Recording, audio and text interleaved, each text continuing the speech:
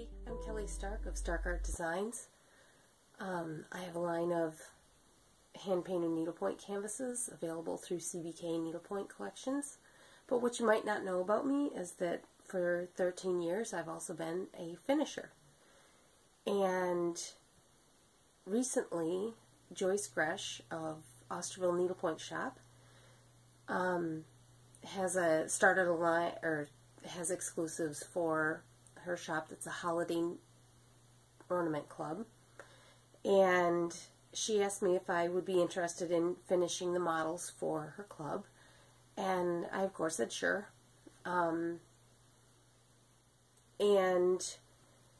there's a round ornament, a mitten, and a mini stocking.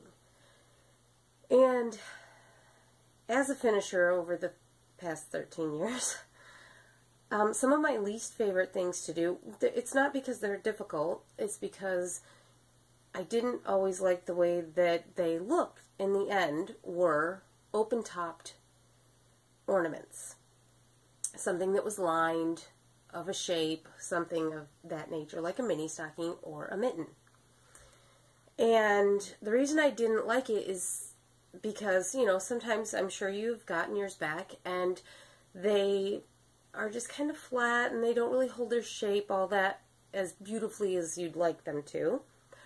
And I know from a finisher's standpoint that when you're putting cording on to something that does not have a lot of structure in it, it can be hard to get your cording nice and tight along your seams so that it has a really nice, smooth, polished look to it.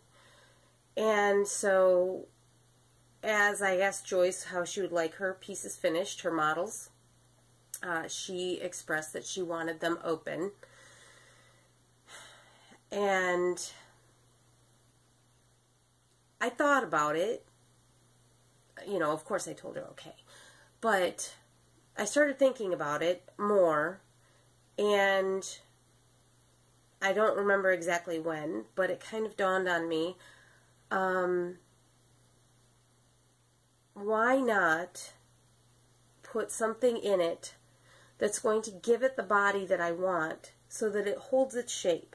Now obviously it's not going to be a foam core or something hard like you would normally see in a round ornament, or sometimes people call them cookie ornaments because, you know, they're flat like that.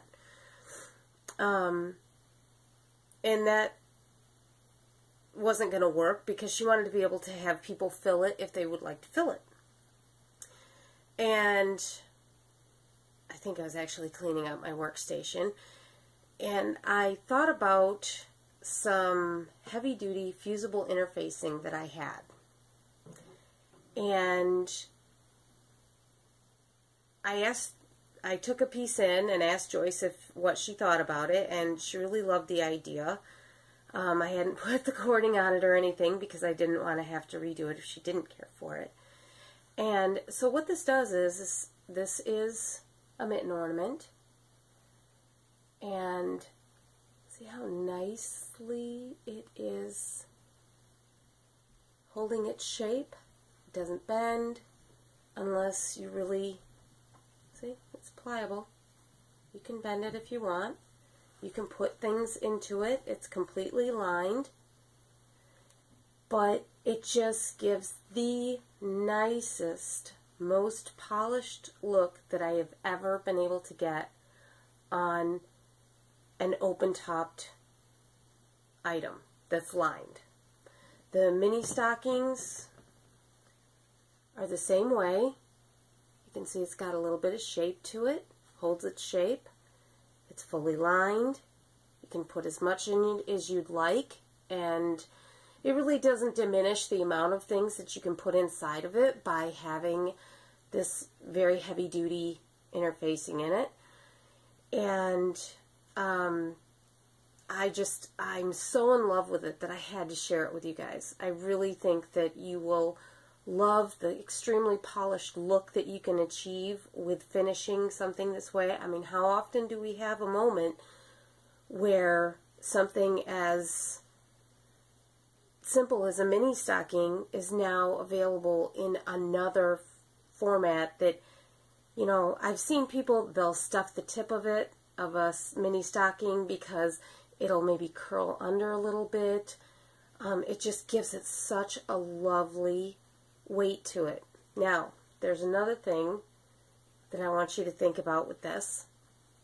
We've all seen the Kathy Schenkel ornaments that have the little stuffy in the top. I've finished them so many times. The weight of this piece, one of the challenges with that is those are smaller stockings, and then you put the stuffy in the top, and sometimes it kind of hangs a little wonky. This has enough substance for it to actually be put in. You could, you know, if you're worried about losing it, you can always put a little, you know, piece of cording attached to it so the kids can take it in and out and play with it if they want to, or you can just literally sew it right into it if you'd rather, so that you don't lose it. But it's not going to tumble forward or be top heavy because it's so substantial. And I mean, it's not heavy. It's not going to weigh your branch down. It's about the weight of a regular round ornament that you would get that has a little bit of foam core in it. The other thing that we did with this is there was somebody that wanted a tooth fairy pillow made out of a tooth-shaped ornament. And it just, because of the size of the ornament, I was fighting the little square on the back to put some money in and for the tooth fairy to take the tooth from. And I just, why am I not making it exactly like this? It's a shaped ornament with the heavy interfacing. You can leave the top part of it open, and then you are able to line it, have the money in it. You could do it with almost a square ornament, something that's a door hanger, that you'd like to be able to put things into, you know, little candies for the kids, whatever you want to do. It just expands our finishing options for doing an open top lined piece. So right now I am able to do these through Osterville Needlepoint Shop. I am doing finishing for her. If you'd like a finished piece like this, she does offer this available through her shop.